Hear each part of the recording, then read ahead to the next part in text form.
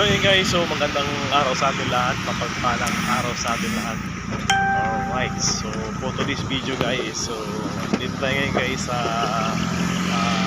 side project dito sa may General Trias Cavite. Ayan, so for today's video guys, so maghahakot tayo ng mga materials at mga small equipment, heavy equipment na mga hindi na ginagamit sa site. So ayun guys, so dahil kaysa nakakala, so para hindi makita ng developer, so kailangan natin i-segregate na yung mga items na mga hindi na ginagamit. So kasi ito, yung ibang area kasi ito na-over na, siyempre yung ibang area ongoing pa rin yung construction. So ayan guys, so samahan nyo ako sa video to. So ayan, at siyempre sa mga bago pa dyan sa aking YouTube channel, sa mga hindi pa napag-subscribe, so please subscribe my YouTube channel, Jojo The Great TV. At siyempre pakivisit na rin po yung aking FB page, Jojo The Great TV Mix Vlog. Ayan, so maraming salamat sa mga support natin, mga OFW all over the world. So ingat po na kayo lagi. Ayan, kayo ang tunay na bayani. Ayan.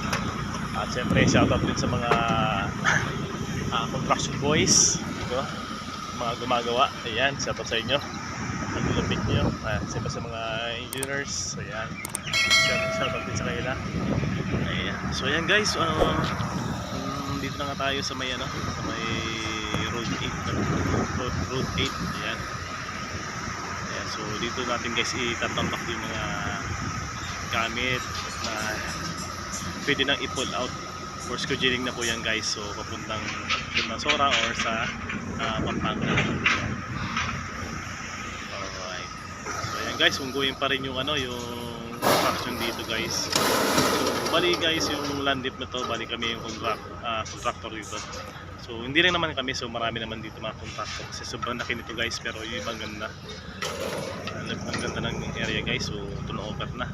So banda rito, so hindi pa guys, so ongoing pa rin yung construction. Ayan, so dito nga natin guys itatamp yung mga gamit na yan para pag sa next week for scheduling na natin guys, para ma-pick up na.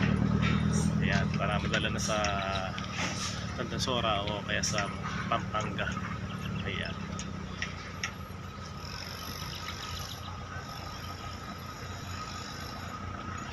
So yun guys, so hanggang dito na pala yung video na to. So see you sa mga next vlog natin. Ayan, maraming salamat sa sulit na supportan nyo sa aking channel.